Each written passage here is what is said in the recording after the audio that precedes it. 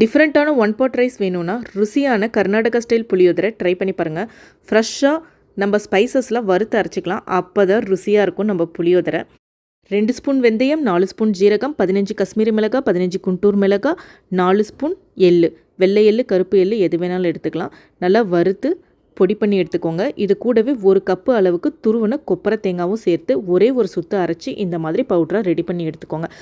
தாளிப்புக்கு 2 table spoon எண்ணெய் காய்ச்சதும் கடுகு, கடலைப்பருப்பு, உளுத்தம்பருப்பு, காஞ்ச மிளகாய், கருவேப்பிலை, கொஞ்சம் மஞ்சள், பெருங்காயம், 100 கிராம் அளவுக்கு புளியை நல்லா கரைச்சி அதோட தண்ணியை எக்ஸ்ட்ராக்ட் பண்ணி விட்டுக்கோங்க. புளி நல்லா சுண்டி வந்ததும் 1 ஸ்பூன் அளவுக்கு வெல்லம், தேவையான அளவு உப்பு, நம்ம ரெடி பண்ணி வச்சுருக்க ஸ்பைஸ் மிக்ஸ் அதையும் சேர்த்து அடுப்பை ஆஃப் பண்ணிடுங்க.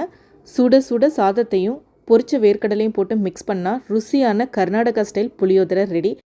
டிஸ்கிரிப்ஷன் பாக்ஸில் புளியோதரை வீடியோ லிங்க்கை ஷேர் பண்ணியிருக்கேன். ரெசிபி பிடிச்சிருந்தா நம்ம சேனலுக்கு ஒரு சப்ஸ்கிரைப் போட்டுருங்க. பாய்.